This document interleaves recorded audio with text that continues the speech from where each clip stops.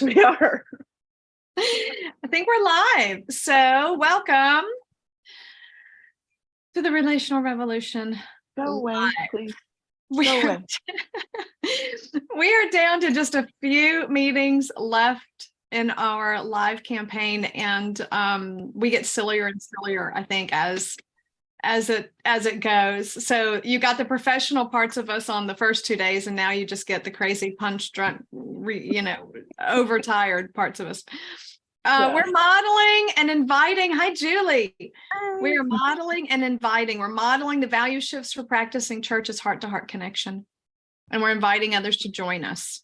If your heart resonates at all during any of this, if you are like, wow, they're living in ways I've only thought of before, I didn't even have words for, then maybe we're your people, and maybe you should join us. So we have training online. You just go on and sign up for an intro call. You can email us at community@luke10.com.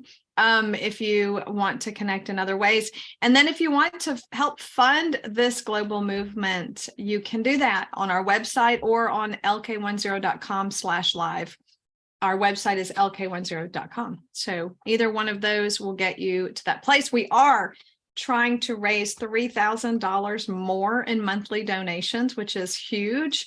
Last year, we raised $2,000 a month more. So we thought, well, maybe we could do that and some this year. And it doesn't even cover the shortage that we experience every month. But it would get us closer to making ends meet. And thankfully, we have generous donors who do give one-time gifts pretty regularly. We have in the past that make up that difference every year. So that is how we are still functioning. But we would love to have you join the movement. So that is there. I think that's all by way of Relational Revolution. Now let's orient you to who we are and what we're doing together today. We are another leader team. So if you have been with us at all yesterday, I had one of my leader teams, my Wednesday leader team, and this is my Thursday leader team. So we have intro leader teams.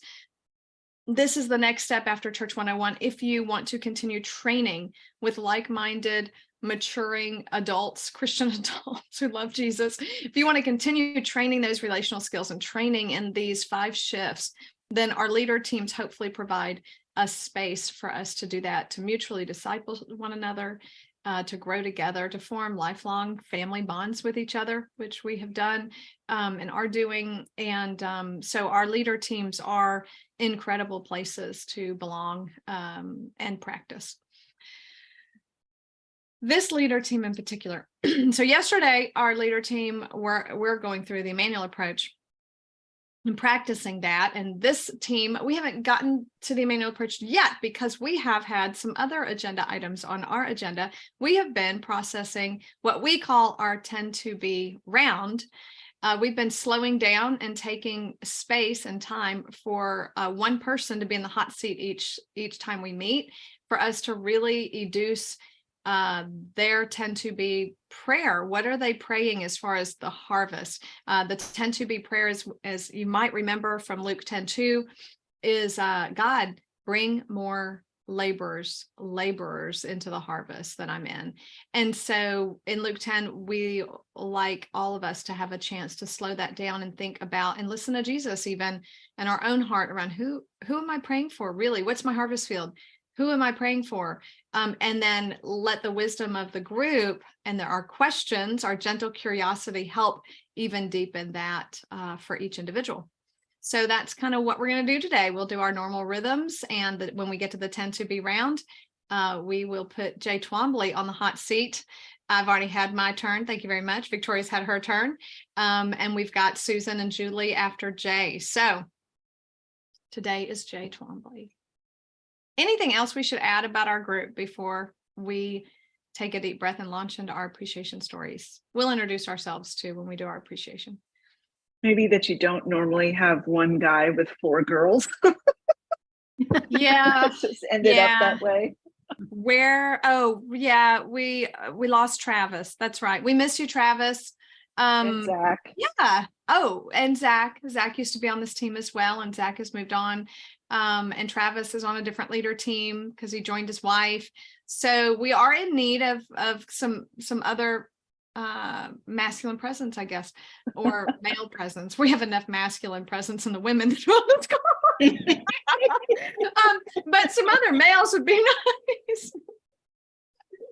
We don't subscribe to normal gender roles, I guess. Anyway, so yes, we need to listen around that. I'm sure there's some men out there that we can grab. So may God lead us in that. But yeah, thank you, Jay, for hanging in with all these women. My pleasure. All right, let's take a deep breath in and ask God, what appreciation story do I want to share today for this group, for mutual discipleship, for giving and receiving, for all that God wants to do in us today?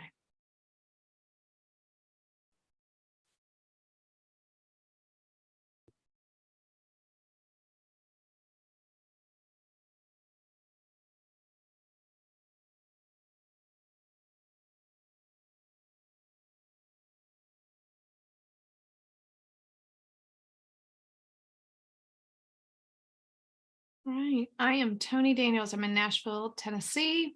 I've been in this leader team for 8 years.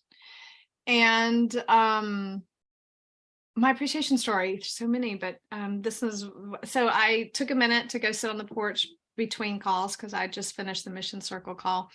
And I noticed that Jay Twombly had posted in our Discord channel a new podcast that I have not seen yet. And so I was like, I only have 10 minutes, but I'm going for it. So put it on 1.5. And as I do, and had the deep privilege of listening to Jason and Chad talk about the relational revolution and in their podcast with that name. And I was sitting there delighted, kind of amazed at our people that like, wow, these are just kind of spontaneous podcasts that are just happening, right? And we didn't do it. We didn't have to meet and plan it, and they're just happening. And I was excited. I was excited about you and Chad. First of all, in your relationship, it just comes out, that connection is so sweet and beautiful. So as I was listening, that warmed my heart. And then I was just kind of like, this is so weird and scary, Lord, because like, they're promoting something that I had that I had my name's on, and like that means more people are going to be reading this book, which just for a minute gave me a panic, but it's okay. Yeah, just so the excitement, and just this is crazy that we're all in this together. This is so crazy. So I was proud of you, Jay. I was thankful for your leadership. Thankful for you just having this vision and running with it. And I'm excited to hear the other episodes. I only got maybe 20 minutes into that one. So just barely scratching the surface, but I can't wait. Thank you for celebrating. It feels good. Thank you. So can I ask a clarifying question? Mm-hmm. So I know Chad is starting his own podcast. So was this about Chad's podcast, or was this about your podcast, Jason? Chad has his own Worship from the Revolution. Right. And then separate from that is Relational Revolution with Chad and I, particularly using the Relational Revolution book by John Kent and Tony as a springboard for a little bit of time. And then we'll do some more things. And then I'll start my own podcast. So okay. So this is the two of you together doing a podcast. Yes. Nice. So is this a kind of a podcast that will have so many episodes and then probably end? It's possible, like a series. It's possible we'll get through the contents of the 5 shifts of Rediscovering Church's Heart-to-Heart Connection. We hope to interview the authors. If you have any ins with them, we might ask them if they if anybody knows them. It's hard to access some of these guys. Just kidding, but that would be happening. And then after that, maybe for a season 2, what does it look like to revolutionize your relationship with the Bible, your emotions, your enemies, the LGBT community, just you name it. How do we revolutionize a relationship to these things? because Wow. the church hasn't done such a great job in some of these areas, whatever it might be. And so I hope to have some sequels to that, and it'll Wow. probably be a deep dive. Wow. Awesome. Is Chad the piano player that played at the Luke 10 conference? He is the piano man. Oh, Mhm. wow. I This is just, fun, so Julie. just occurred to me. I started your podcast, yours and Chad's podcast this morning. So I started the beginning. So I'm like, it didn't even occur to me that was the Chad. Okay. The Wow. Chad. So sweet that we The know Chad. him. I'm so glad that we've gotten to meet him and see him and Ah. know him. That means a lot to all of us. Yeah. Mm. He's also in facilitator training, Julie. Oh, wonderful. He was on the Oh, common day. So we're super happy to have him, among us. Yeah. Mhm. Thank you. All right. Who wants to go next? I can go. Mhm. Mine will be brief, but my appreciation is a coaching call that I had this morning. And so I coach people, but I also have a coach. Mhm. And so this morning I was coached early in the morning. And I love that coaching is kind of like the new pastoring in some kind of ways. And there's such transformation that happens in group coaching, but also the one-on-one coaching. And so I was able to be seen, be supported, have someone know all of the corners of my life. There's not one there's not one corner that's hidden. And for me, when I coach people throughout the week, I deal with a lot of heavy things, heavy emotions, and interacting with people, and it's a joy. But I'm so grateful to have been afforded this. I've had many coaches, but this particular one is highly transformative for me. And I feel like those spaces in my life where I've missed some areas of development and some skill, I can go back in a safe space and just say, help me as I'm helping others in this really rich setting. So for me, I just feel really supported, really peaceful. For someone older than me, in this case, can help me mentalize and reframe the pain in my life and maybe the thorns that are there. And I transform that into an alternate story. And I can't imagine myself not having that ever. And it's something I wish I would have known about and had decades prior, because I can't do it alone. Alone is hard, together is better. And I'm grateful for the coaches in my life. So I'm in. Thanks, Jay. Any curious questions or reactions? I have a reaction, and that is that, I had a hard time finding coaches most of my life that had enough skill to help. And so Luke 10 has been a playground of really mature coaches for me too. So I'm glad that you have found someone, and even outside of Luke 10 now, I know what to look for. I know how to find them. Yeah. So that's been a benefit for me, for sure. So that's something that people, maybe if somebody's watching this and they're interested in maybe talking with a coach or finding a coach, that's something they can contact us about and ask about. Yes. And also on our website, we have facilitators on there that are listed. And what that means is they've done 80 hours of training with us. And when you're listed on our website, it's Luke 10's way of saying, this person, they're going to be joy-filled and Jesus-led no matter what they're doing, whether it's business, whether it's coaching, whether they're medical doctors. Like, it doesn't matter. Whatever they do, it's going to be joy-filled and Jesus-led. And so we do have some coaches on that site. I think Jay's one of them. And he interviewed, did you interview Hala? I did, yes. Hillary. Oh, you did. Yes, I know. I thought it was you. He interviewed Hala the other day, and she's one of our coaches. So we do have a growing network of coaches on our facilitator, on our website. Yeah. So that, and they can reach directly out to the coaches. I'm pretty sure they don't even have to go through Luke 10. Thanks. I will just say I was on the Luke 10 website yesterday and could not find access to any of them. Okay, good. Just, and I'm familiar with the website, but it's like all I could do was the very basics. And I Yeah. don't think I'm on there yet, so I've been waiting for. If Hillary, you're watching, maybe you can put me on. You need to fill out the form. I Did you? fill did. I did. Okay, Zach and Hillary, this summer we need to work on that. And I agree, it isn't easy to find, Victoria. I won't show you right now, but it's like you can only find it on a certain page under a certain drop list. So we need to make sure facilitators is something people can find with one click easily. I'll write that down.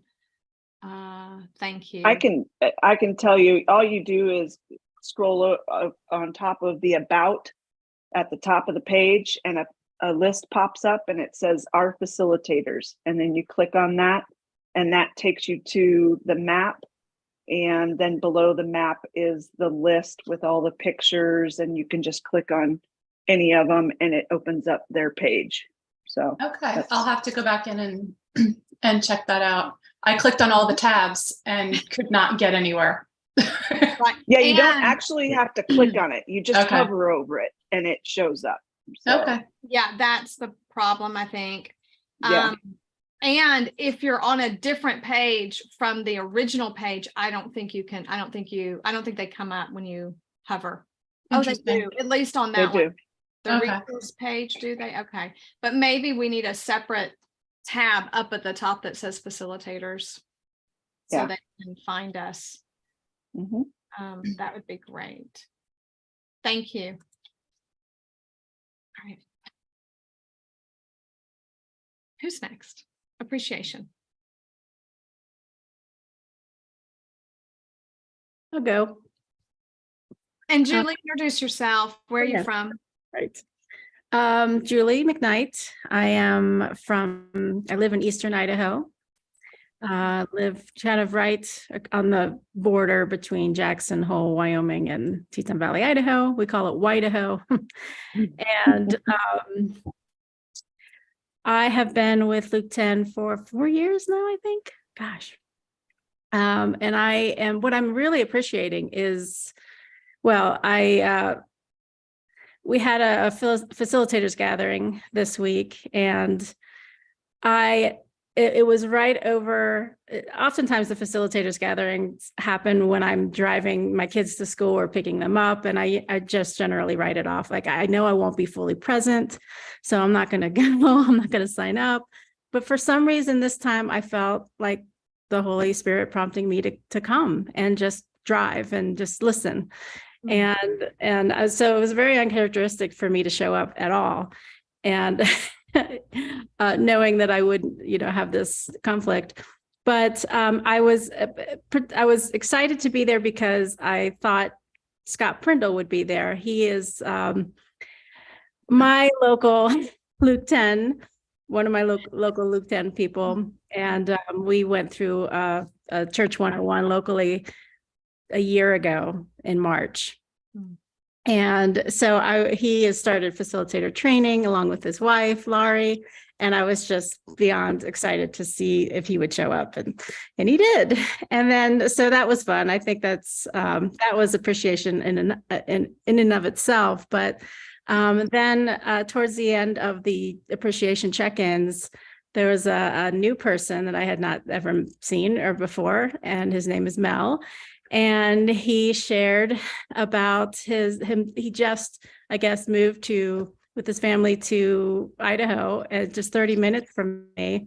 And they're also a special needs family. And so I was just blown away because for some reason, the starting special needs communities within Luke 10 has been on my heart, and Jason's too, for a long time. And God just keeps bringing it to the surface, and I just feel like it's time to do something about it. So that was just, it felt amazing. I had to pull off the side of the road to turn on my video and just express my elation at Mel being there and what he had to say. So yeah, I just felt, I was so completely overwhelmed. I truly I was fighting back tears. Because it just felt like it, and as Tony mentioned, I've been praying for 3 years. I was praying for a local expression of Luke 10 and to find my people here, and now all of a sudden they're just flooding in. The laborers are coming, they're here, and it's really exciting. And then my local Luke 10 group, not only have we been meeting and going through the rhythms together regularly, but we're starting to do events in our communities to introduce them to Emmanuel Approach. And we're going to have an event at the end of June where we talk about this. We talk about Luke 10 and what it looks like to do family, church as family. So it's just really fun what's happening. Wow. Yeah. Lots of appreciation. That is incredible. It's incredible. And, you know, I think back to 3 years ago when we're crying because there's no one. Right. Incredible. Wow. What if it's coming? What if all of us are going to be experiencing this in the next 5 to 10 years? I think so. I can't imagine. Oh, it's exciting, Julie. Thank you. Thank you. That was a precious moment for sure. Because I didn't even realize he had moved close to you. Oh, it's wild. Incredible. Yeah. Thanks. Susan, you want to go? Sure. So Susan Ramsey in Naples, Florida. And yeah, this morning I am just appreciating once again my grandmother and her generosity.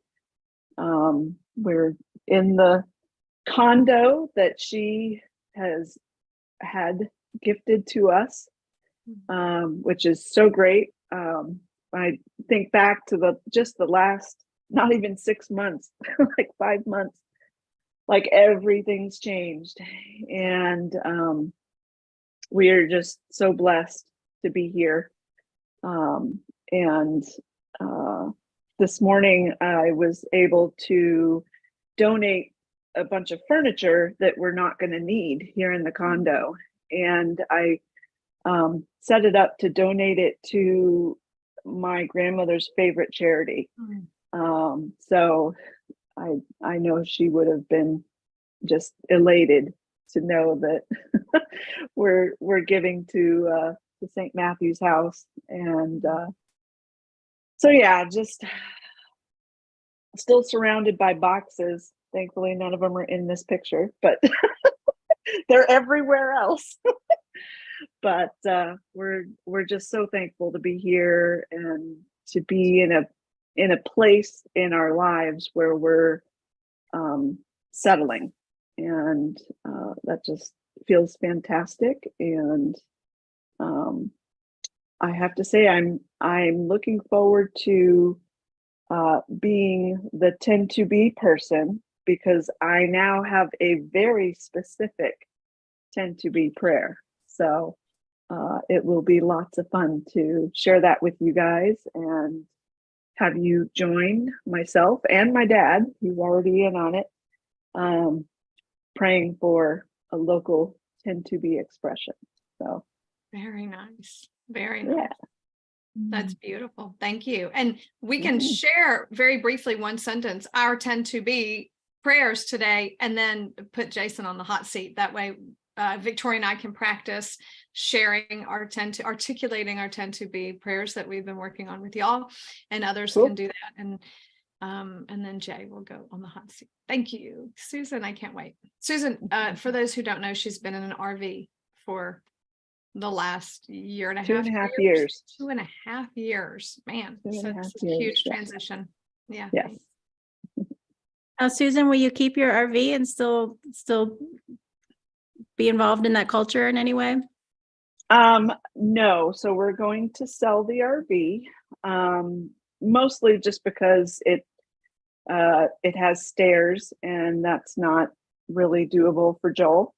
But we will still be in the community because Joel's going to keep working. So we'll still kind of be a part of the community, just not traveling ourselves, which I'm okay with. Yeah, I would imagine. Susan, the RV, if I remember right, was Voyage of the Dawn Treader. That's the license plate. Yes. License plate. Do you have you named your house? I do that. Do you do that? Is your condo? Do you have a name, or It is would you not consider? named. Would you No. consider naming it and then letting me know if you take Oh, me up on okay. that offer? Okay. Okay. Yeah, I'll think about that. See what What's would the be name of your appropriate. house, Jason and Uh, Victoria? Petra. The former Okay. house was the Shire in New York, but this one's Petra. Wow. Great. And did you use Sociocracy, Divine Governance to come to that name, Victoria, or did we just? It was very divine. We actually waited for months, if not, months and months, Victoria, Wow. for us to come to that. So Oh, that's beautiful. Thank you. Cool. Victoria. Hello. I am Victoria Twombly from South Carolina, Greenville, South Carolina. My appreciation is, it's kind of simple, but yet deep in that I went to the gym this morning, took my stretching class. I haven't been as consistent, a lot of stuff going on, but really needed to go and serve my body this morning, and found that as I'm leaning into these really, really deep stretches, normally there's a lot of hesitation and resistance, especially if I haven't been consistent. And there was this, it was kind of, there's ease within my body, and I was paying attention to that. And I really believe it has a lot to do with a lot of the inner work that I've been doing over the past 3 to 4 weeks. It's been kind of intense, and I've been doing a lot of work that I should have been doing probably the last 4+ decades. And a lot has eased within my body, just the stress and letting things go, and the things I'm choosing to focus on, things I'm choosing no longer to give attention to. I noticed that today when I showed up at the gym, and I didn't expect that. And it was easier to breathe even. And I don't usually struggle in this space, but there was just an ease about it. And I don't know, I kind of enjoyed kind of leaning into that and appreciating that, and knowing that even my body is feeling lighter and looser just from doing a lot of inner work. So it was kind of a cool experience. So I appreciated that this morning. Wow. And it sounds like the feeling words were surprised. Connected to yourself, it sounds like. What else would you say?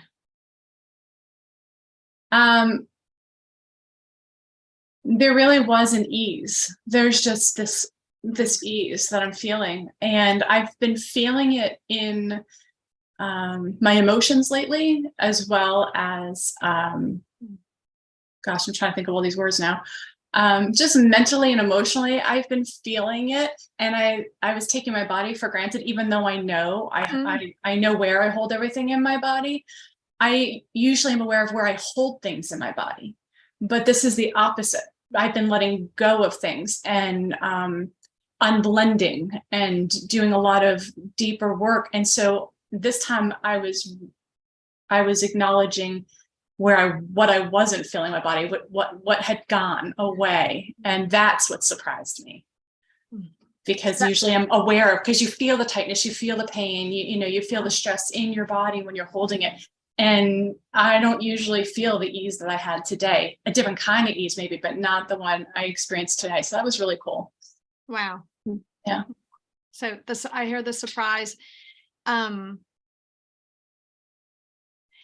curious how you felt about the ease when you noticed it, right? But was there anything other than surprise, like proud of yourself, or? Yeah. Oh yeah. So the word that's been coming up, like if I had to like put a title, like a one-word title on all the work that I've been doing, freedom is the word that just keeps coming up. I'm experiencing freedom in a lot of different ways. It hasn't been easy, but I've been experiencing freedom, and I felt even that freedom this morning. It was like in that ease, as I was able to lean in deeper. Wow. And not feel the, normally I'll lean in and feel my body pushing against me and fighting it. And that wasn't there. Wow. And I felt freedom in a space I wasn't anticipating. Wow. Like Yeah. almost like your body's cooperating with you. Yeah. Like an integration, a cooperation, a wholeness, releasing of energy, it sounds like as well. Yeah. And because if I'm not walking around all tense and holding all this stuff in or trying to figure things out, I've taken myself out of the figure it out room, and that I'm not even holding things that need to be released. They're just gone. And so there is really just this freedom, and it's really awesome. Thank you. Thanks Thank so you. much. Man, that's beautiful. Any other questions? I was kind of monopolizing the questioning. Any other gentle curiosity for Victoria? Julie, go ahead. Oh, go ahead. Just to hear from you quickly, Victoria, if you were to go back in your church experience on Sundays, for example, God's moving in your life and heart, how would it have changed your life if they incorporated yoga, stretching, body movement during that time? I don't know how it would work. Would that have changed your life?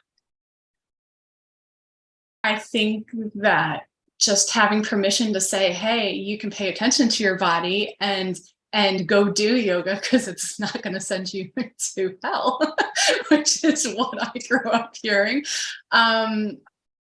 It has been a monumental game changer for me, because I ignored my body, and my body was screaming for a lot of things for a lot of time in a lot of different ways. And it just wasn't talked about, and it wasn't encouraged, and it wasn't something that attention was drawn to. And now I give attention to all the things, and I do not neglect my body. And I'm really good at listening to my body now.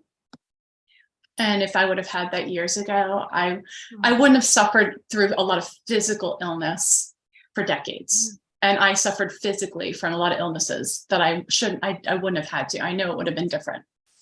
So yeah. Matt and I personally would love to belong to a group of believers, vibrant families of Jesus, who came together to do yoga as worship.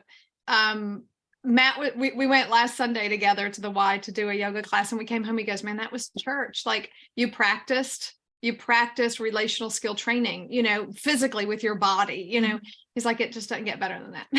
Yeah. And that's part of my tend to be prayer, is to bring all these things that I'm learned, not just doing for myself, but now training in, so that I can incorporate it and teach everyone how to be aware on all the levels, of our humanity, like tapping into all the levels of our humanity and being able to learn how to serve each one of those well. Yeah, it's beautiful. Thank you. Thank you. All right. I think that's our appreciation round. I think we attuned with each other along the way a little bit. Is there any outstanding attunement that you're like, oh, I didn't share this, but I need to share this, that you're feeling right now? Okay. Then we can move into our listening tend to be round. Because our listening round, it morphs and grows, and it goes into everything. So we don't have to do just a listening round. We can actually listen in all of our other spaces as well.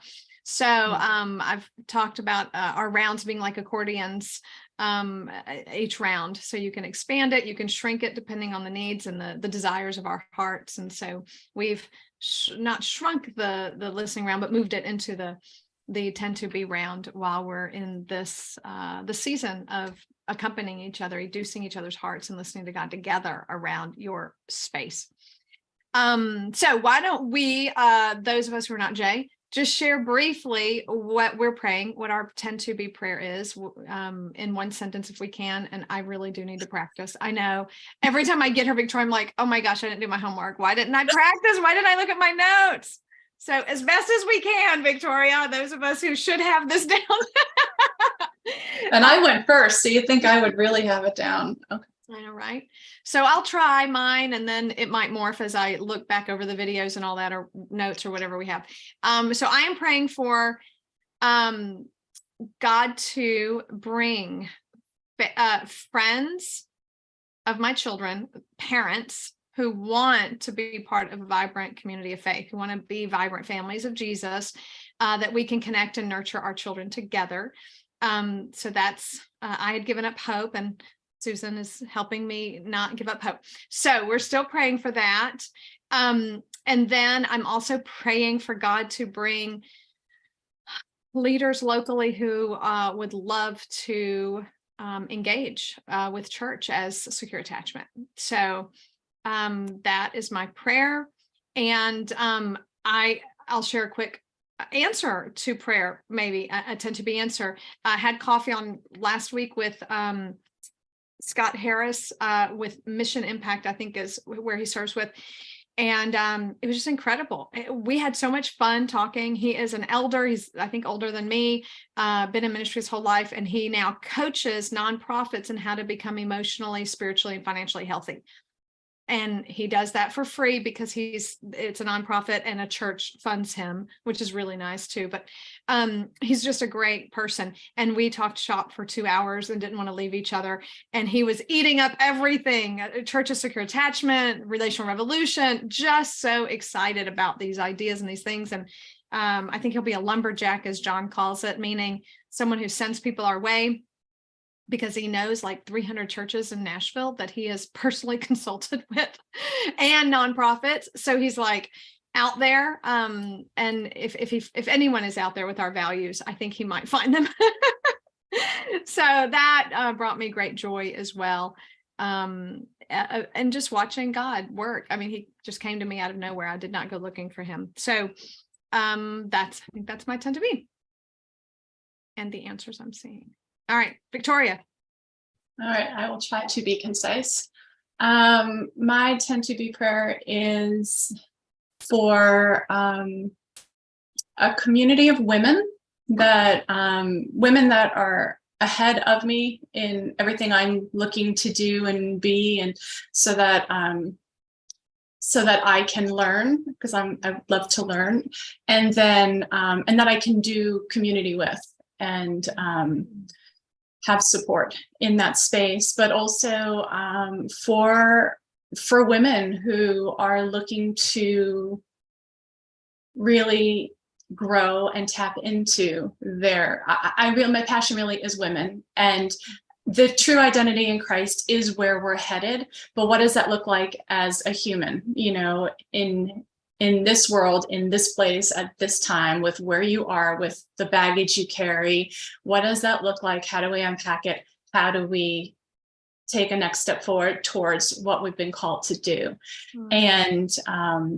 And in that process, part of that process is a whole holistic approach of body, mind, spirit, soul, and how to apply that in your everyday life, and how to become more aware in those spaces and find healing and be able to not just take things for yourself, but to grow so that you can give to others in that space. So it's not that we're holding on to anything.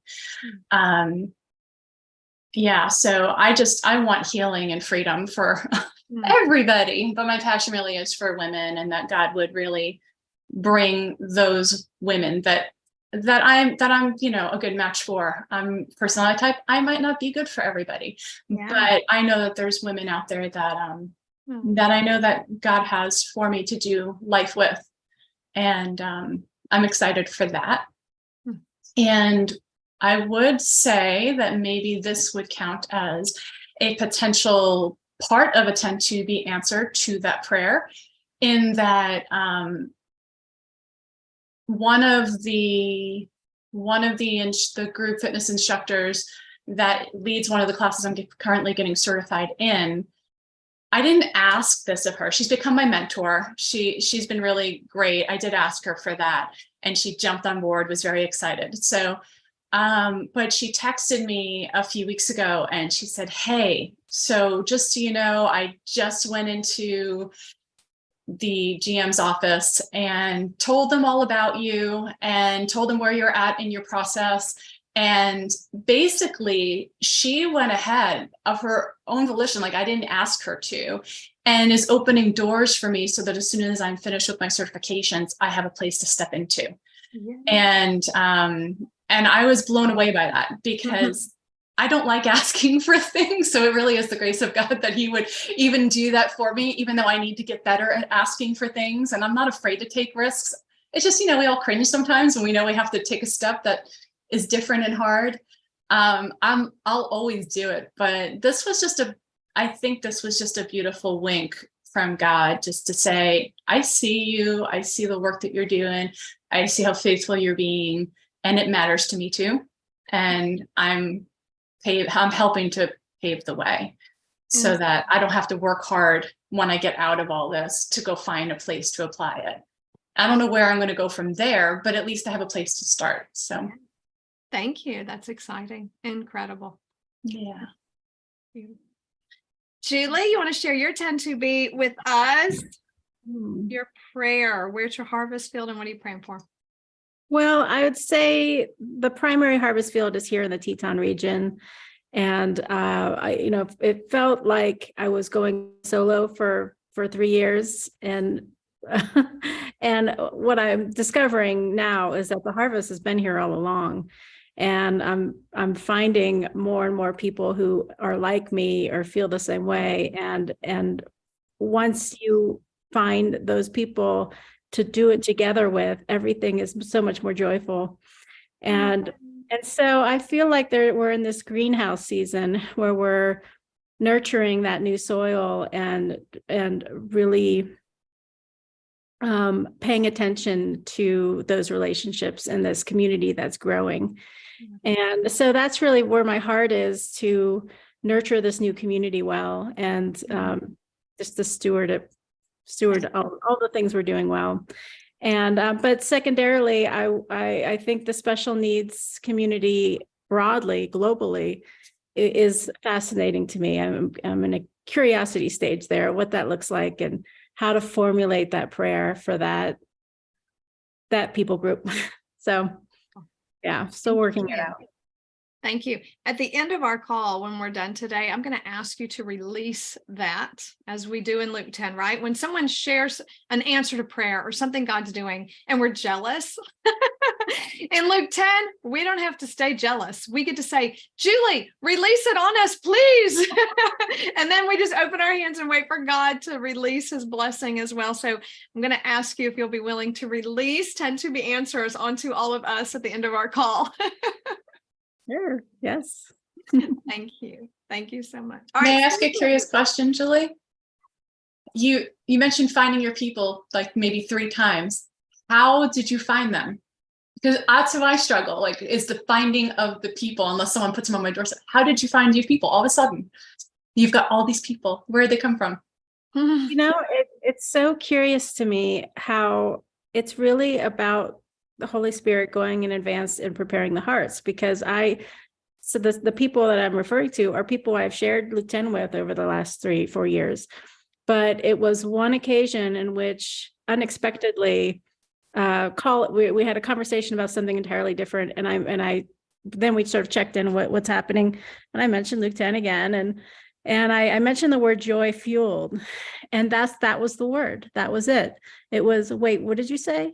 Because the Holy Spirit had been working on that particular couple on this issue of joy. Mm-hmm. And so that was the key. And that unlocked, what the journey. So it's really just letting it go into God's hands and being available. And so that relationship led to meeting another couple, which led to meeting another, so it's growing that way. It's wow. So you didn't have a plan. You didn't have this is what I'm going to do every day, walk the neighborhood, pray for people, knock on doors, invite people over to my house. Like, you're literally just doing life with your eyes open, wide open, being available, paying attention, looking for God moving, and being you. Yeah. In every relationship you have. And it's also given me this expectation every conversation I have. You just never know one conversation what will happen. So I have this hope and expectation that I didn't have a year ago. So it's almost like a relational revolution of sorts. All right. Amazing. How about that? Yeah. I think the Thanks for hardest part, sharing. and Julie and I've talked about this a lot. I don't want to take up too much time though, because we're going to hit with Jay today. But Julie and I've talked about this a lot over the years of, yeah, but what if God doesn't want to bring 10 to be answers right now? Like, what if that's not in his plan for 3 more years? Like, but yet it took 3 years for those 10 to be answers to become ready. So had she not been who she was the 3 years before, they wouldn't have made it to that moment where they were finally ready. So it is a strange thing to cooperate with the divine and other people. And what's curious to me is it's people that I've known, that I knew in other circles and other seasons of my life, all of a sudden we're coming back together and realizing that God has been doing work within each of us that brought us back into this new season together. Wow. It's really fun. Thank you. All right, Susan, what's your new 10 to be prayer in a minute or two? Yeah, so so it has morphed and grown, but it started out when we moved here to the condo. We're a part of a community called Naples Bath and Tennis Club, but the club itself is actually owned by a tennis academy. And so the residents in the community aren't able to use it. So we can't use the pool, we can't use the tennis courts, the club, anything. Well, I heard a rumor that it is for sale because the academy is not doing well. And so I started praying that someone would come in and purchase the club and kind of restore it to the community of residents. And as I started praying that, I started realizing, wait a minute, this is like the perfect place to have a Luke 10 community. And so I was like, okay. So I started praying for that. And my dad reminded me, he said, for 16 years, your grandmother had a Bible study right there in that club every Monday morning. Wow. And he said, wouldn't that be cool if the legacy continued and there was a Luke 10 community that met in the club with people that live right here so that we could actually do life together. And so that's what we're praying for. My dad has joined me because he was also sharing a longing for a local expression of Luke 10 that we can be in community with. Wow. And so we have it's a built-in community. So we got the perfect setup. Incredible. I can't wait to unpack what those 10 to be answers will look like. So yeah, we'll do that next meeting. Hopefully we'll stick you in the hot chair. Okay. That's exciting. Sounds good. Thank you. All right. Jason, we will have you. Do you want to share a little bit first and then all of us listen and then us ask you gentle, curious questions? Does that sound like a good way forward? Yeah. Yeah, I think do you want to listen first for yourself on your 10 to be prayer? I did a little bit of that this morning. So I'm ready just to give you like a 3-minute overview. Okay. And I look forward to some brilliant questions from you all and some exquisite listening. So for me, I've worn different hats over the years in ministry. So I could flow in the APEST world here, there, and it looks different all of the time. But the phrase that I say to myself each morning about what I'm doing in the second half of life is that I passionately touch hearts and train minds through my coaching, consulting, and writing to build communities of belonging and bliss. And some of the ways that I do that and following the Spirit as it always seems to be winding here and there is I show up as a spiritual development coach. And the Lord sends to me men. And so I help men transform their pain into power, their hurt into healing, and their wounds into wisdom. And so I do that through coaching one-on-one and also group coaching through my Man Cave course. And I find a lot of great pleasure in that. The other prayer that I have is, Lord, send me apostles to train as a Luke 10 trainer. So I'm a trainer of trainers with Luke 10. And I find that as a real sweet spot to my design, staying in my lane. And the Lord has been so good to send me his choicest of people, of men and women. And training is a space where I discover best where my clients may be missing even other further services of my coaching and consulting to build and mature their personal growth. So coaching, training, and then facilitating is like just swimming in the ocean with lots of joy that I get to do with Luke 10 and lots of different spaces. Just two other things that are newer to me to add to the mix is I've had on my heart, and I've shared it with this leader team as well, but I want to build a meditating community, a community of contemplation, a community of Emmanuel meditation, of meditation. And that would be a community of heart-to-heart connection where together we find calm in the chaos. And I want to build a space to reflect, contemplate, meditate, journal, ask brilliant questions, and to get beneath the stormy, frenetic actions of the mind, those thoughts, to the quiet place within. And I really could do that full time. So I really enjoy that. Haven't quite created the full expression of that. And then lastly is podcasting. And so I've been waiting to build a podcast, just started this one. We did our 5th episode, The Relational Revolution with Chad. That's not the one that I wanted to start. The one I want to start is another one called the Take Heart podcast. And so I really feel like there's going to be people that I haven't met yet that I'll help distinguish the noise of Christianity from the signal of Christ. And in this age of deconstruction and the cacophony of what's this and what's that, what's being said, I feel like the Lord wants to use my voice on some of these podcasts to find the signal of Jesus from the midst of the jargon and the stuff of Christianity. And in that, they'll hear him saying, take heart, take heart. And those are the spaces I think that I want to ask the Lord to send me champions. And so lastly, the people that I know that I pray for are champions. C, coachable. H, hungry. A, attentive. M, motivated. That's not my job to motivate them. P, present. I, intentional. O, open. And nurturing. I'm praying for champions to be sent to me. So I know my yes is my yes and my no is my no. So that is a good springboard to some of the people that I'm praying for. What was the I? Intentional. That's good. And I have countries and other things too, places, and so, but maybe that's enough to start with.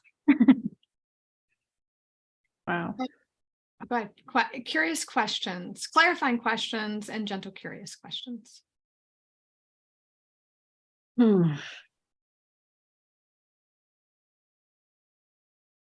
Jason, in all of that, you didn't specifically mention a local expression. So I would love to hear, I mean, you have Chad, which is super fun in Victoria. Right. So you have, and Chad's wife. So you actually have at least another couple to practice these crazy things with locally, which is more than most of us have. So I'm curious, is that all you want locally? And you're happy to just engage in all those other areas because that's a lot of work already and a lot of life and a lot of relationships. Or do you also go, no, I think I'd love to have a local thing that's a little bigger that might be more families. Maybe you don't see yourself pastorally caring for it, but maybe you're a part of it. Just curious what that looks like for you when you think of it in the future. Absolutely. Great question. I love to pastorally care for people and move into those spaces, but I also like to activate and to start things. And I don't necessarily like staying in one space for a long time. So I'm a missionary at heart. And so as I might be moving into more of a consulting role with churches and organizations and families, I can see myself equipping spiritual moms and dads here to do what's inside of their hearts, and then also fly to these other places around the world to help them do that and sort of boomerang. But also being here, I want to go ahead and build out there. and also have a place of blessing here. And that could be with a small group of people where we gather, do some worship, some listening to Jesus, fully knowing that it could be something, people are hungry for it. And I know that there could be a lot of interested parties here locally, but I want to pay attention to the weight of that. Yeah. Yeah. So if you were praying for a 10 to be answer, it would be someone who would carry that. Yes, absolutely. Yeah. Absolutely. Yeah. That God would have someone who really wants to do something like that. So you can participate when you want to, but and have something that you feel supported from, but that you're not responsible for. But I can train them and show them how to do it. Yes, that would be me too. Well, as I listen to you, I think of like I think Band of Apostles just keeps coming to mind. Most of Luke 10 is right now. Currently, most of us are apostles. We just meaning we want global impact. We want to train every church in the city. I don't want to just be in one. Like, how can I be contained to one little bitty congregation? You don't see impact that way. No, although you do. And I understand that. And we're very pastoral as well. You and I both, as well as prophetic, but there's just this goodness gracious. Yeah, there's no way. So that prayer then, God, if you want this locally here in Greenville, bring a pastoral team even that asked me to train them. Yeah, I would love that. Yeah. And as far as your needs go, you probably have what you need with Chad and his wife and Victoria, like a small band of brothers that love me and care for me, and Luke 10, and that's I got what I need. I'm happy. That's beautiful. Any other questions? I think as you were speaking, the one thing that landed for me with greater weight was the podcasting, the Take Heart, the meditation, or no, was that part of it? Meditation community. Yeah. What would that look like? And I suppose that it caught my attention more so because I was a recipient of you leading me through a meditation that was really healing for my heart and like physically healing. So I'm just curious to know more about what that would look like for you as a podcast, and if you would be open to a video, kind of having a video of some beautiful landscape or something, nature, while you're speaking, and what would that look like? That would be an answer to prayer, the very thing you just mentioned. And so it would look like this. I have guided meditations that I've recorded. I use them actually as the foundation for my men's coaching, because there are deeper places that I think God wants to take us, more majestic places where our heads can't fit, that only our hearts can take us. And so I find that I help men or anyone connect to their hearts. So I would show up live, maybe once a week. I would invite anybody who wants to come, and I would devote like an hour. I would put it on Zoom, whatever it might be. People would come for an hour. I would give people some prompts, and then we would, through my voice, we'll have a guided meditation. And I've had good feedback from what that's done for people. And I love to use our sanctified imagination and use what might be a Lectio Divina, looking at some scripture. And it's also engaging our body, our nervous system. I love to help our nervous system to catch up with our theology. So we can talk about peace, we can talk about this and joy, but what does it look like in our bodies? And after these sessions, we interact with the streaming live presence of God with Emmanuel. And so I would probably lead people for the first half hour through a meditation. And then after that, maybe set a timer for them to journal and with Emmanuel, with their hearts, with really good crafted questions to bring them into the interior landscape of their lives. And then after that, I could see just a lot of people coming to this, and it'll be part of the Take Heart community. And I may call it Take Heart Meds, where you get your meds, Take Heart Meds, a bit of, but I could see I can see the time where you can create the landscape of beauty, and my voice would be behind it. And I'd like to put that on some social media platforms. Yes, and amen. Thank you. It's changed my life, meditation. Yeah.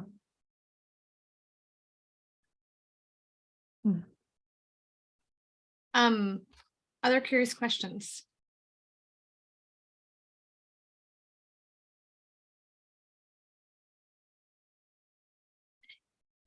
So Jay, I'm hearing what you would like to do or what you see yourself moving into, and I'm hearing the audience that would be for. And I'm wondering if there's another group here that are people to help you get from here to here, if that makes sense. Yes. And what those people, what those needs are, who are those tend to be answers? Who do you need to help these things move into fruitful action, communication, whatever it is that you need? Maybe an artist, to do design could be one of them. But what other things do you see yourself needing for you to be able to step into these things that will help that be easier, right? I think that question just threaded the needle of what I have not been praying for. So thank you for that. And that is on the Enneagram, I'm a 4, which means I have a wild, vivid imagination, but I have a repressed doing center. So I can dream forever. I could activate other people, but I could also create for myself forever and not showcase that. And so I'll need some other folks to help me, like this session of asking questions. I love that so much. But I would need someone to help with tech, someone to do coordination to organize it, someone to do the artwork, and maybe even just a little bit of social media. If that's, I don't even think that's necessarily required.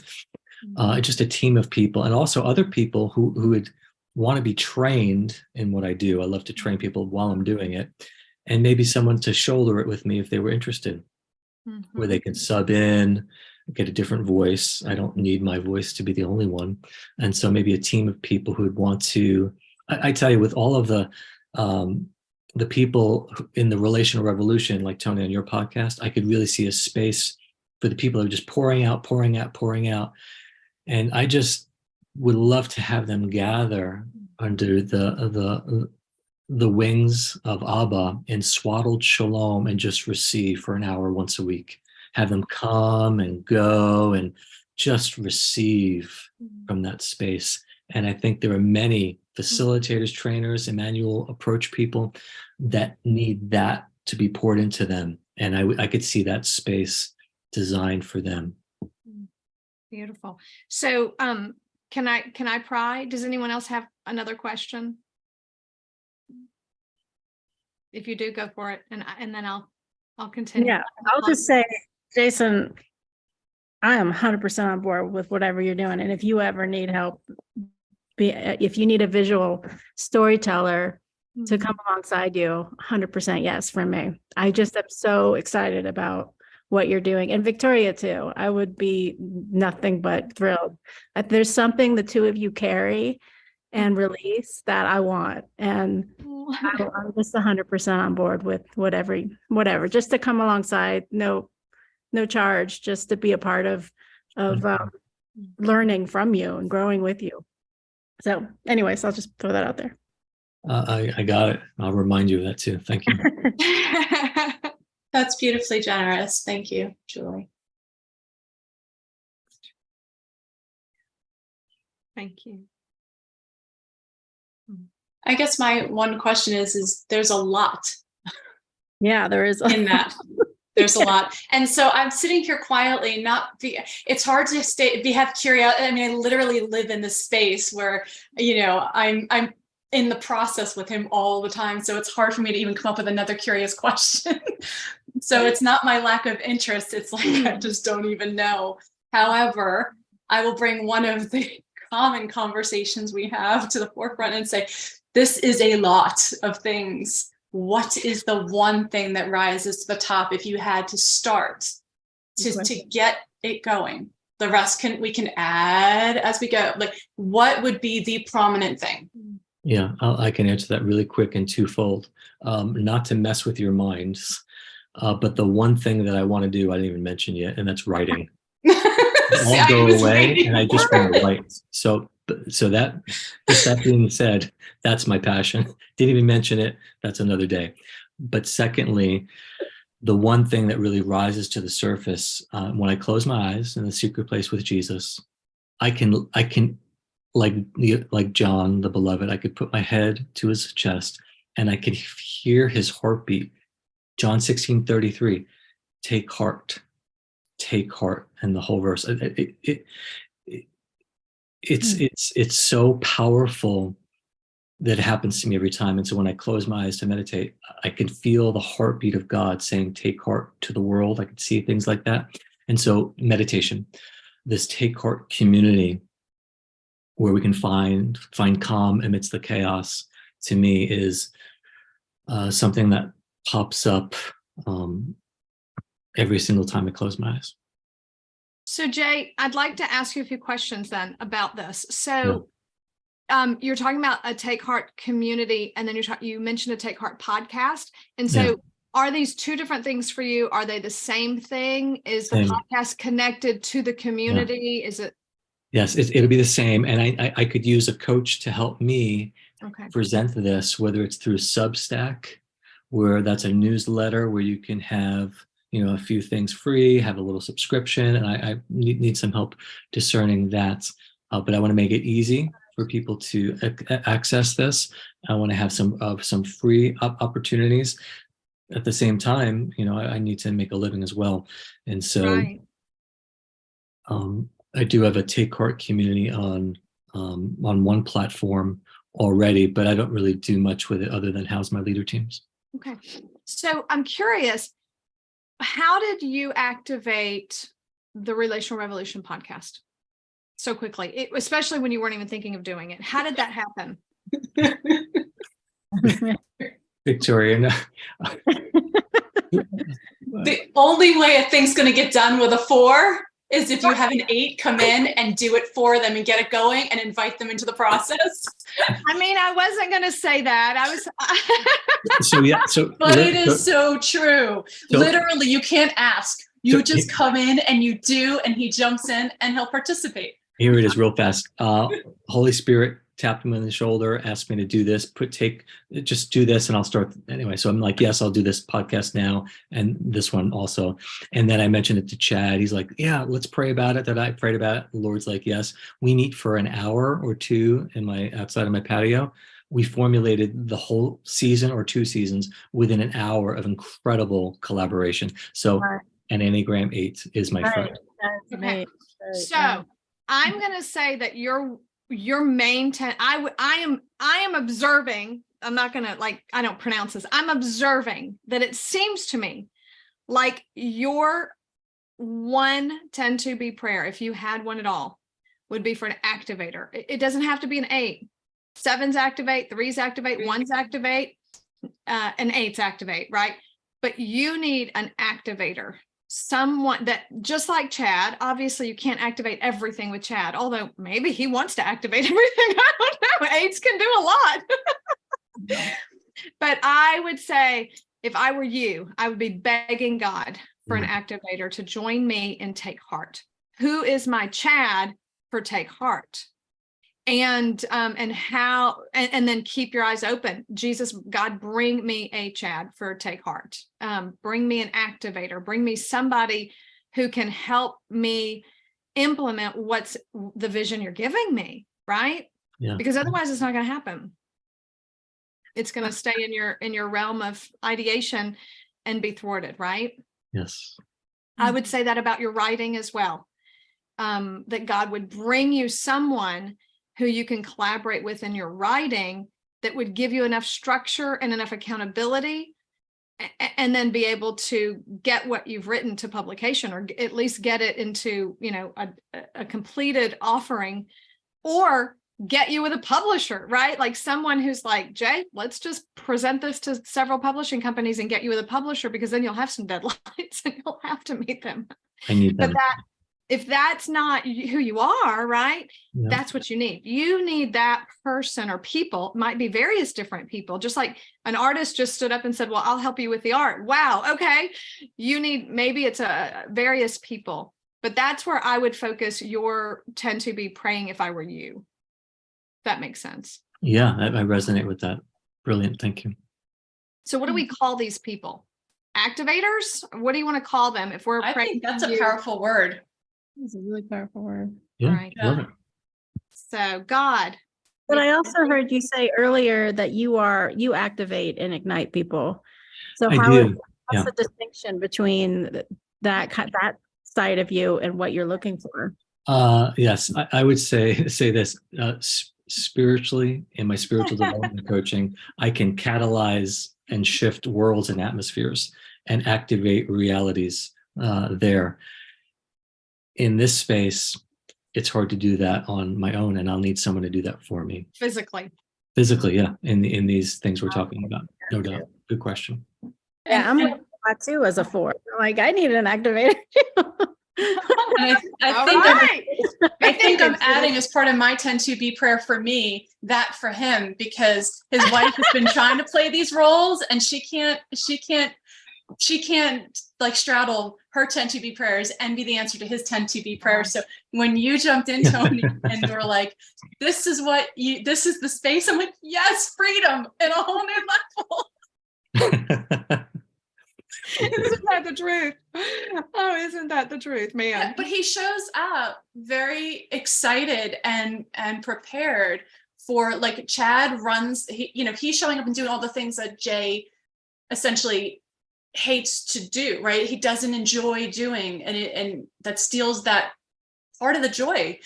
And Chad's showing up like, all right, I got this. So then Jay gets to show up really just offering what he what he is designed to do.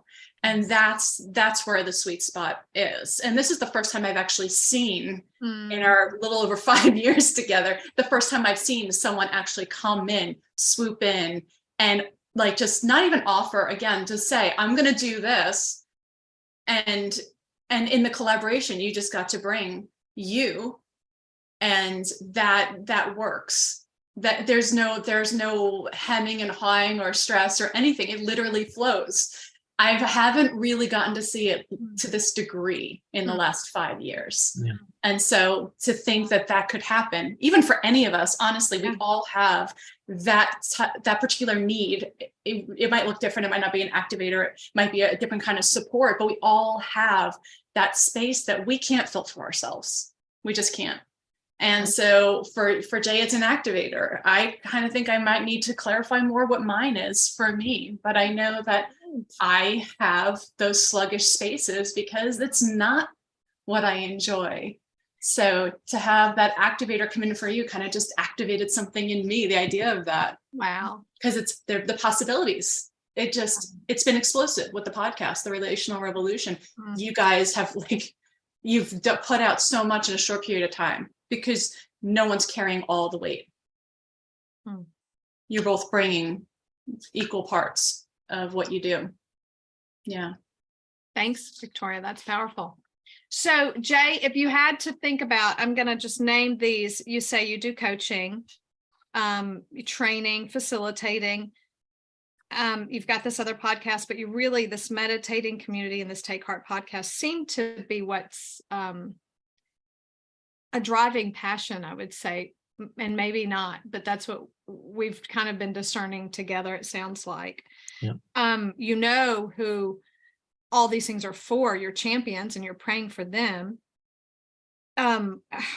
What type of activation or activator do you feel like you need? And maybe it's different ones in each space, but if we just focused on the meditating community and the podcast, what's your, what do you feel drawn to do first? Is it write a book? Is it start the podcast? Or is it start meditation communities? Or maybe it's a blog? But what do you feel like, okay, and maybe that's what you need as a coach to help you discern all of that. But I don't know. But what, if you had to say what your first need is, would it be? I think I know. I don't know what I don't know, but for me, the way that I'm wired, God made me to write. So I write to find out what I think. Mhm. I write to find out what I think about. So I have to slow down.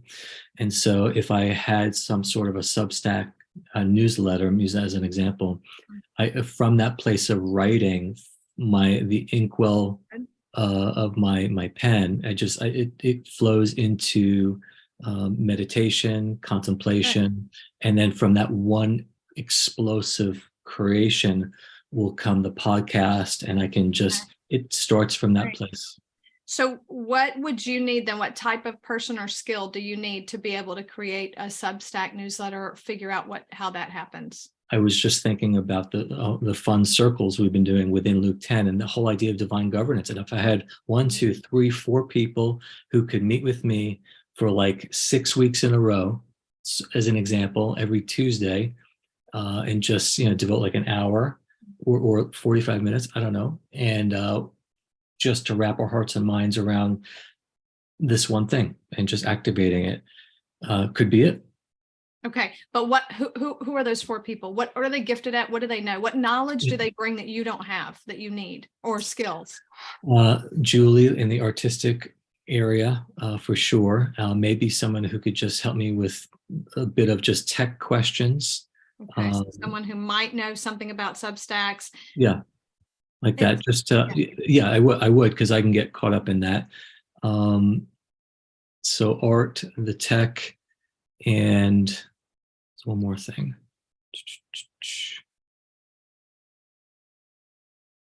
That would be a good start. Yeah, the whole connection. How to make it financially viable. Yes, yeah. Someone who might have some understanding of how do you make money off your Substack, even how do you do this? Okay. Yeah. And I think it's not super complicated. Okay. And then I have a question kind of bouncing off of Tony's original question when she mentioned, like you mentioned writing, but when you were talking about writing, like these other things coming out of that, I wasn't sure if Tony was referring to like writing in a sense of like a book and having like, with that be a goal? Because a Substack would be kind of a different goal. Good question. Good question. Because all these other things coming out of your journaling writing to writing what you think, right, is still birthing many paths, and then to bring it down to figure out what that one thing is going to be.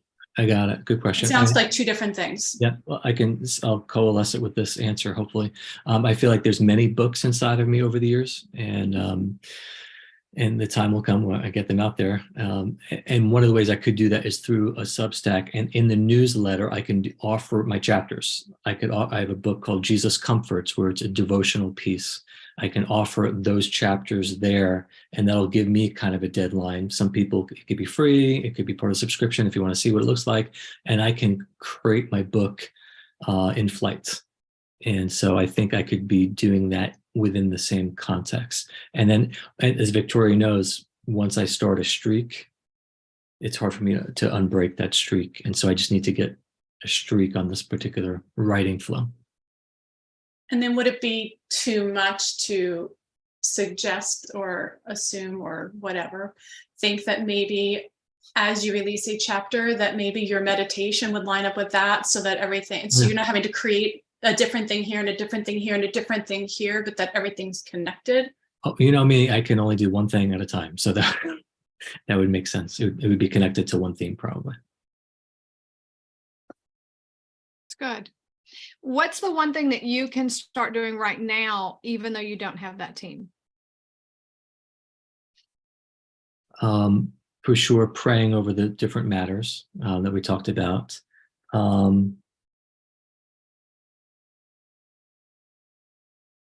Like I could start it tomorrow. I can go on Zoom and start tomorrow. But well, you could start writing, right? Because that's what you talked about just now, is your lifeline, is writing. Yeah. So, which you probably already have. But like literally, if you were to sit down tomorrow and think this is going on a Substack, Monday, you know, would you be able to write something for that Substack? Oh, yeah. And, you know, so that once you actually have a plan for where to host it, how to make it, Yes. you've got like 10 already done and you're ready to rock and roll, right? So it would give me incredible joy. Yeah. There's no discipline involved. It's pure delight. Wake up early, spend a chunk of time over that. And I could do that for the next decades. Love it. I just need those track to run on. Yes. He has so much material already. It's nauseating. Yeah. Like he could never write again in his life and have way more enough material. I mean, it's just where he lives. He lives in that writing space. He could totally do it yesterday. So I've written down four areas where it seems like you need God to bring people in. Okay. One is someone who can give you the track to run on. Like maybe it's a coach, maybe you meet with them once a month or once every 6 weeks. They lay out your 6-week plan and you check in with them to make sure you're on target. Maybe it's once a month. I mean, our self-publishing coach, we've been meeting maybe every 3 weeks with them. And it does help because you got that meeting coming up and you have so many things you have to get done before that meeting. And it just really prompts you to do that, right? Love that. So maybe you need a coach. Might have to pay for that like we did, but that's something you might be looking for. God, who could give me a track to run on and maybe just, or even just hold me accountable to a track we've already agreed I'm going to run on. But that sounds incredibly helpful for you because it sounds like you get distracted to some degree with whatever work is in front of you. You know, it's like, well, I'll just do what I have on my plate today because I have a million things to do already. Sure. And it's hard to keep the main thing, so to speak. So Coach, someone who knows something about tech and financial, how to make this somewhat financially sustainable and how to post it, where to post it. And like you said, it could be someone who just watches a few YouTube videos and understands Substacks. You know, it could be interviewing Zach and Kristen LaValle because she does this on Instagram, right? Like, I don't know how to do it, but she's done it. So maybe it's asking someone for an interview. It's that simple, and getting whatever source materials they have that they used. I don't know.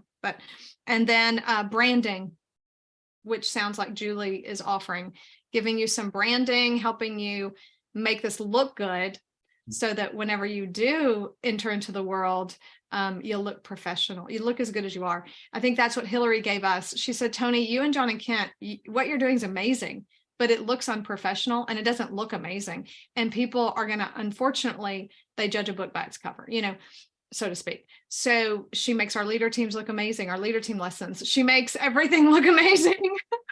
And her and Zach have branded us in a way that looks good. And I think that's what I'm hearing. Julie, I don't know if you were really offering that, Julie, but I hear that you're like, I could probably make it look good in whatever way, in meditation images and a logo, I don't know, whatever. That sound like some good stuff, and you can be playing with that and then put it on Discord, what your number one, what you want us joining you to beg God for. Yeah, super helpful. Yes, thank you. Great. All right, we are almost out of time. Any other comments about that?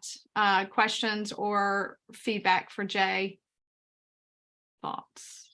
I guess my only question is there anything that has like risen to the top in you that you like felt overwhelming? Yeah, like, I was going to resonation with in all of this. Yeah, it's it felt like the threading the needle of the prayer was these three things. It was these three things to make the two things meet, to make that bridge there. And so I'm really excited about that. And yeah, that's it. So I think this was a missing piece. So I'm really grateful. Thanks. Julie, were you going to say something? Oh, I was curious if you're, you talk a lot about your men's ministry. Is the Take Heart meditation community, is that going to be men, or is it open to everyone? Yeah, it's actually both. So I'm creating a Take Heart journey, which is like a church one-on-one experience. Maybe Jason Mystical but also practical style. And then that's the onboarding for men and women. So there's meditation there, and the Take Heart meditation community will be men and women. So yeah. Okay. Yay. And then further one-on-one or group stuff with men in my Man Cave program. So men and women at one level, and then men at another level. Gotcha. Thank you. Beautiful. I learned a lot as well too. So why don't we do our closing round, Jay? You kind of give us a closing. I mean, you did already about what was most helpful for you. So, anything else you might want to say about that? But let's take 20 seconds. And Julie, if you could pray and release God's blessing of 10 to be answers in these areas for Jay, and in all of our 10 to be answers that we're begging God for. And then we'll do our closing round. How does that sound? Mm-hmm. Sounds good. You want me to start, or we're just As soon listening? as you're ready, we can listen for like 10 or 15 seconds to our closing, just so we have that ready, and then pray.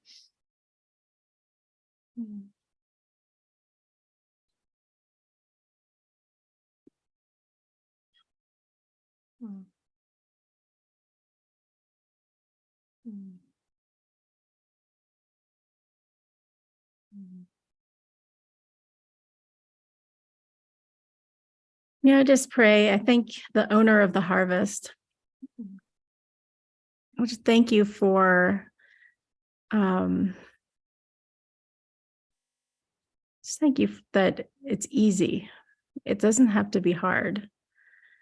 And I thank you that you're always with us, and you're always activating and moving through us, and you're doing things we don't see until we see it, and then we're dazzled by it.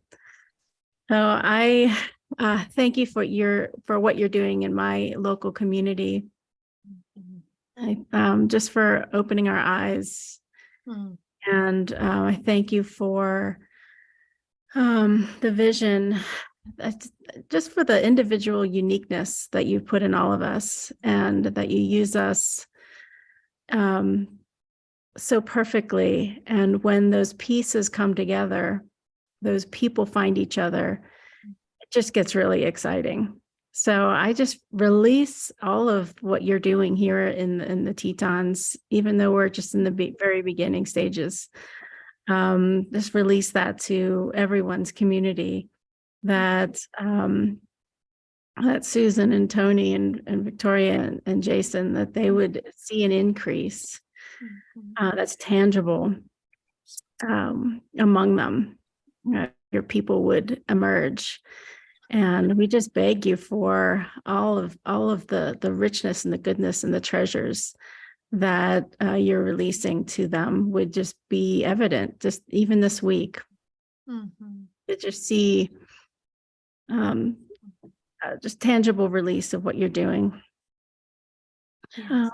Yes. And for this commando team, for Jason to just accelerate what you put in his heart. And thank you that seed that is from you, and just to find the people to help steward that and nurture that and grow that and create that greenhouse effect around Jason and what he's doing. Yes. Yes, thank you in advance for the people that you're sending. Yes.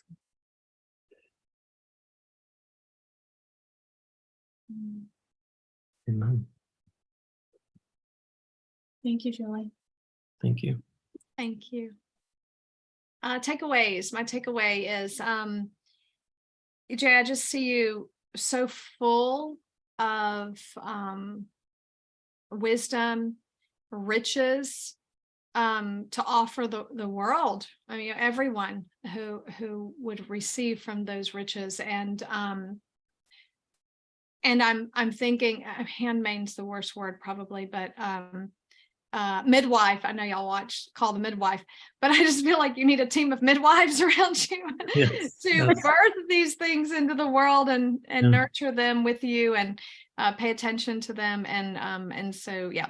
Anyway, I'm taking the fullness of you, and then I'm picturing this birthing team around you. May it be so. Thank you. Yeah, I just celebrate you, Jason. I celebrate your design. I was reminded, when I was started listening to your podcast, how so often you'll say things I have to go back, like, wait, let's go back a couple times just to hear the way you put words together. It's just beautiful. And you really are a great storyteller, and it's really the story that taps into the heart of God, who is the ultimate storyteller. And so I thank you for your ability to put words together that are so meaningful. Thank you. Yeah. Yeah. Bless that journey you're on. Thank you. I guess I'm taking away, I'm encouraged just by being able to sit and witness, we share a life, a household, been in all the details. And it's a relief as well as fun to be able to watch the others kind of dream around it with him. And instead of being so deep in it, to actually sit in the observer seat and to be able to see that, okay, you don't have, because I'm so highly capable, I don't have to do all the things. And that people are suggesting, well, there are other ways and there are other people, and seeing possibilities, and even like his face light up in the fact that there's possibilities, and to be able to sit as an observer to that, instead of being in the figure it out room trying to figure out how we can make it happen.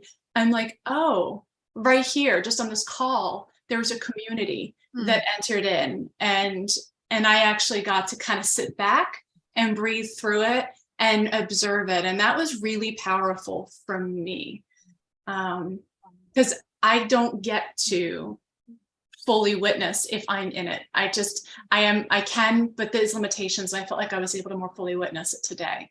So there's a lot of gratitude around that. So glad. Thank you, Victoria. Susan. Yeah. I really appreciated, Tony, when you kind of stepped back and started helping Jason kind of outline, what do you need to do this? And it became apparent that, yeah, Jason does need somebody to come alongside and help him while he's being fully him, a 4, help him to see these things through. And I just loved how that worked out, how open Jason was to it. Like, yeah, I know I need that. And so I think that was a perfect, I know you weren't trying to do that, but I think it was a perfect picture of coaching, of just kind of hearing what he's saying and then kind of helping him think through, okay, what do you need to do that? What's necessary there? So it was just really fun to kind of see you put your coaching hat on and step into that. And then obviously how open Jason was to, yeah, that is it. I accept that. And I agree with that. So, yeah. Thank you. It's beautiful. Jay, I'm just curious too, how much of our equipping circle should hear what's on your heart and the things that you long to do, so that we as an organization know how to best support you too. So maybe we can do that in our next meeting with the equipping circle. Yeah. Well, I just want to say a deep thank you to you all. And I look forward to praying the prayer that I'll craft and then doing, so that I can. And what came to me, maybe my closing, was I was reminded that, and I was able to see it. I felt like the Lord was reminding me that I don't write to get to his heart, but I write from the place of his heart. I write from his heart. And for me to do that as the beginning to all of the other things, I'll need those commandos, that team around me. And I think I experienced it already as a foretaste of what's to come, so I could stay in my sweet spot. So thank you, ladies, for deeply, deeply serving me. Forever grateful. Thank you. Thank you. A pleasure and an honor as always. Love you guys. If you haven't signed up, I think there's one session coming on next, and I'm not quite sure what it is. sorry, 1 second. Today's Thursday. It is Living the Revolution with Josie. What if our kids were not an interruption? That is going to be so good. Don't miss it. Don't miss it. Oh yeah. And then we have at 5 p.m. Central Time, our celebration. You have to register and join us. So if you have not signed up for that yet, the sign up form is it's in Discord under the general for our Discord. All of y'all are in that. You should have gotten an email about it yesterday. I'm sure you can find it on my Facebook page, on my Instagram as well. So go find your sign up so you can be a part of our celebration after hours. There's new people that I don't even know that have signed up. We have like 16 as of like 3 hours ago that had signed up. So I haven't even checked it recently. We're capping it at 30. So if you haven't signed up, do so. I look forward to being here with everyone at that time. Talk to y'all soon. Love y'all. Thank you. Bye, guys.